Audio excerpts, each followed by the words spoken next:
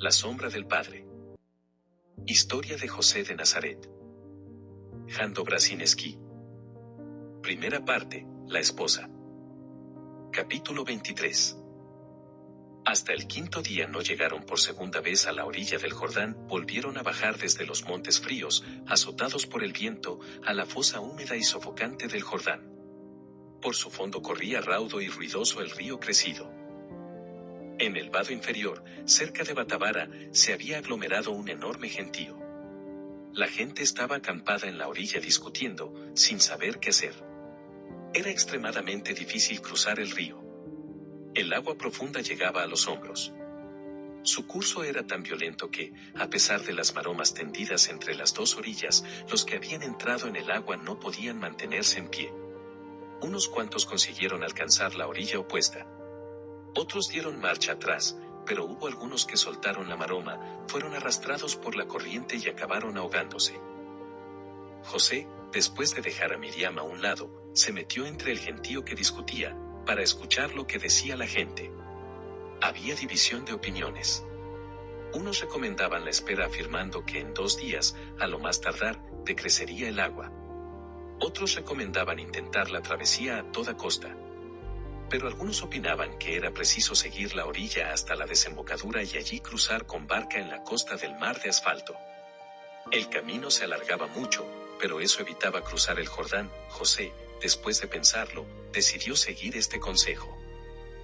Fueron bajando por la senda que acompañaba al río en su caminar hacia el mar.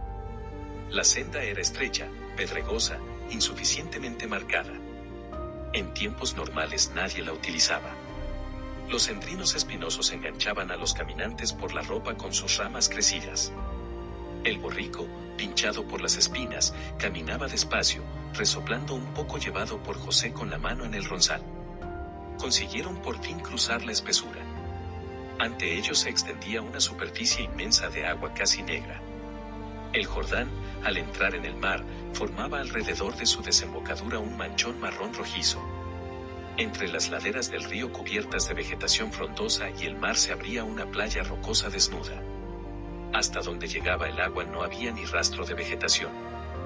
Solo había un montón de troncos y de ramas resecados por el sol y pulidos por el mar, con aspecto de huesos viejos. Unas lagunas dispersas rodeadas de sedimentos de sal refulgían de blancura.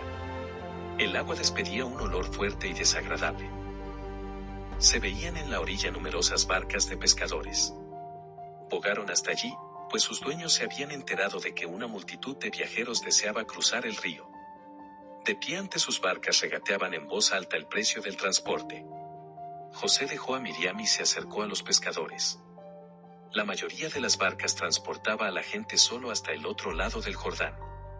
Pero varios pescadores estaban dispuestos a hacer un trayecto más largo.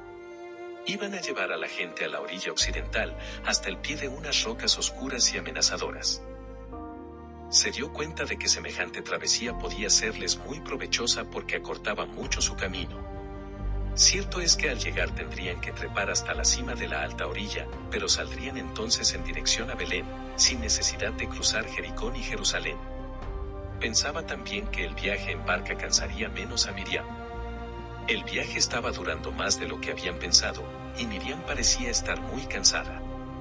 Tranquilizaba continuamente a José, diciéndole que se encontraba bien, pero su aspecto contradecía sus palabras. El barquero que proponía ir hasta la otra orilla estaba dispuesto a tomarlos a bordo, pero no quería llevar el burro. Tanto Miriam como José protestaban enérgicamente.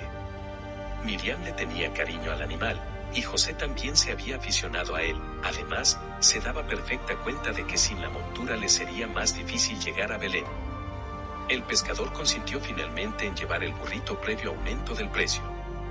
Le trabaron las patas y lo pusieron en la popa de la barca.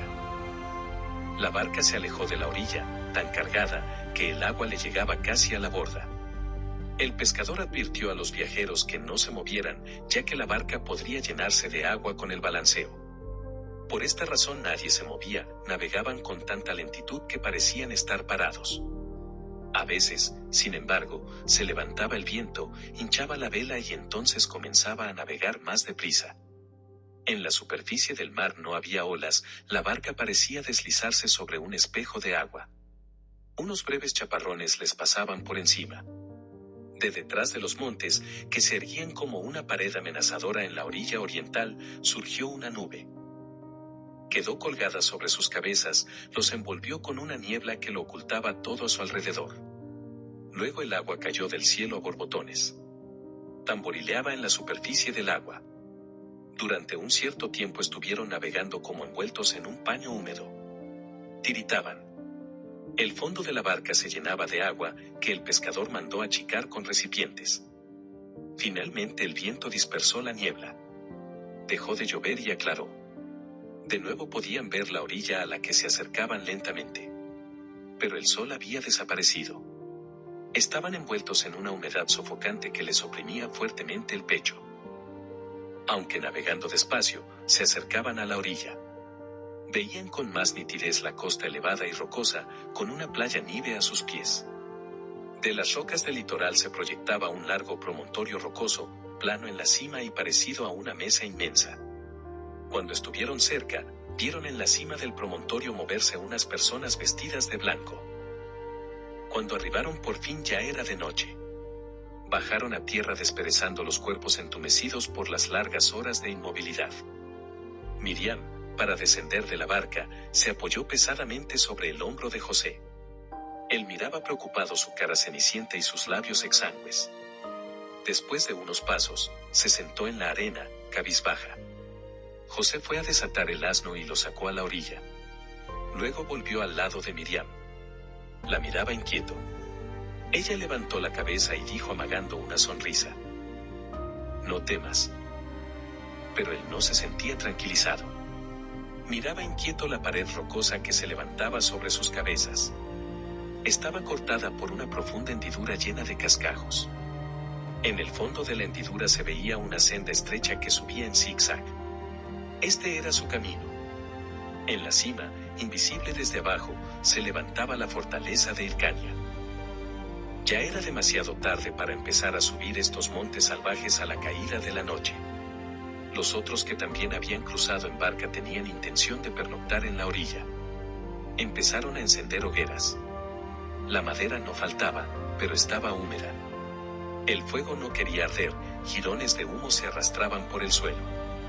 El mar mandaba sus desagradables efluvios de azufre. Fue allí, en el otro extremo del mar de asfalto, donde hace siglos se rasgó la cortina rocosa y fueron consumidas las dos ciudades pecadoras por el fuego subterráneo. Luego todo fue anegado por el agua. Semejante a una losa oscura ligeramente convexa, la mar hacía de tapa del sepulcro secreto. Pensaba en esto andando por la playa, blanqueada por las capas de sal cristalizada, en busca de leña para el fuego. Las ramas estaban cubiertas de esmalte salino. El fuego apenas ardía. No tenían comida. Al llegar al Jordán, José consiguió comprar un puñado de dátiles, pero ya no quedaba ninguno. ¿Tienes mucha hambre?, le preguntó a Miriam. La voz se le quebró. Había ido antes de hoguera en hoguera implorando que le vendieran algo de comer. Topó en todas partes con una negativa. No te preocupes, le dijo ella. Su voz denotaba tranquilidad. Llegaremos mañana a Belén y allí ya no nos faltará nada. El hombre suspiró. Seguro. Pero antes tendremos que escalar estas rocas. Te espera un gran esfuerzo. Oh Miriam. Explotó con dolor imprevisto. No soy un buen protector para ti. Tenía que haberlo previsto todo, tenía que haber cogido más provisiones para el camino. Por culpa mía tienes que soportar ahora tantas incomodidades. Ella extendió la mano poniéndole la punta del dedo en los labios. Calla, dijo ella. Calla. Te has dejado abrumar. Estás cansado. No debes hacerte ningún reproche. Porque tú has comprendido. No, negó él. El sentimiento de impotencia le ahogaba. Solo no hubiera podido entender nada y, aunque él me lo haya dicho, quedan tantas objeciones. No entiendo. Él, tan grande, omnipotente, y te deja a ti. Cariñosamente ella le acarició la mano. Pobrecito. Díjole. Créeme, aseguró. Yo tampoco entiendo siempre, tú. Tú siempre tan tranquila. Ambos somos iguales. Gente corriente. No, únicamente yo. Ambos. Pero a mí eso no me preocupa en absoluto. Incluso me alegra. Cuando nos escogía, sabía cómo éramos. No digas eso, Miriam. Yo miro y veo cómo eres. Miras con los ojos del amor. Somos iguales. Solo que me es más fácil a mí. La mujer, cuando le ha llegado el tiempo, se olvida de todo, porque piensa en el niño. De nuevo su mano de adolescente se extendió hacia él tocándole en la mejilla. Era como si alguien vertiera aceite en una herida. La inquietud, la preocupación y la pena se esfumaron. ¿Podrás dormir?, le preguntó todavía. Voy a intentarlo. Pero, cuando quiso acomodarse, en la penumbra aparecieron a su lado dos figuras humanas. José se puso de pie de un brinco preocupado. No eran de los que habían cruzado en el barco con ellos. A unos pasos había dos desconocidos vestidos con túnicas blancas de lino. Uno llevaba colgado del brazo un gran cesto. ¿Qué queréis?, preguntó José. El que no llevaba cesto hizo un gesto como para detener a José. No te acerques, le dijo. Dime, ¿qué hacéis aquí en la costa? Vosotros y aquellos, indicó con la mano a los hombres sentados cerca de las hogueras. Hemos cruzado en barca y seguiremos nuestro camino, cada cual a su ciudad. Supongo que sabéis de la orden real que manda a todos inscribirse en los registros familiares. No obedecemos las órdenes de nadie, dijo el hombre orgullosa y severamente. Somos verdaderos hijos de Sadoc, no como aquellos, hizo un gesto con la mano, que pactan con los Gojim. Pero el Altísimo nos mandó cumplir las obras de misericordia. Hemos pensado que tal vez tenéis hambre. Es cierto. No tenemos comida. Hay tanta gente andando ahora por los caminos. Por eso os hemos traído algo. El hombre le hizo una seña a su compañero. Sacó habas del cesto que portaba el otro y se las echó a José en el manto. Luego añadió un puñado de aceitunas. Pero lo hizo de manera para no tocar el manto ni la mano de José. Os lo agradezco, dijo, nos habéis socorrido en un momento de verdadera necesidad. Que el Altísimo os recompense por esta ayuda. Extendió maquinalmente la mano, pero los dos retrocedieron. No nos toques, dijo el varón. Vivimos alejados, en verdad y en justicia. La paz sea con vosotros. Se alejaron hacia las otras hogueras. Son esenios, le dijo José a Miriam, que miraba el alimento recibido con una mirada un tanto divertida. Sabía que moraban por aquí al borde del mar, pero nunca había topado con ellos. Viven alejados de la gente, no comen carne, no conviven con mujeres, no tienen hijos. Se oponen a los sacerdotes. Estos les odian también. Antes, en tiempo de los reyes asmoneos, mataron al jefe de los esenios. Son caritativos, dijo ella. Nunca se sabe a quién recurrirá el Altísimo para ayudar. Tenemos que rezar por esta gente. Recitaron una breve veraca y luego Miriam se dispuso a dormir. José le puso las albardas bajo la cabeza y la cubrió cuidadosamente con el manto. Enseguida oyó su respiración acompasada. Él no tenía intención de dormir. Quería mantener el fuego. Además no le apremiaba el sueño, había algo en la atmósfera de este sepulcro de pecado que suscitaba pensamientos y alejaba el sueño, pensamientos llenos de aprensión y una especie de deseo de huida. ¿Huir de qué? No lo sabía, pero este deseo volvía continuamente. Las nubes seguían muy bajas, como el techo de una tienda batida por el aguacero. No llovía, pero no se veía ni una estrella en el cielo.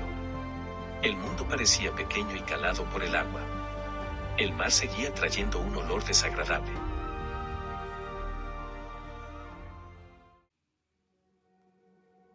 Gracias por habernos escuchado. Nos puedes encontrar en Facebook, Telegram, YouTube y otras redes como AOPD, Asociación de Oración por los Difuntos. Bendiciones abundantes.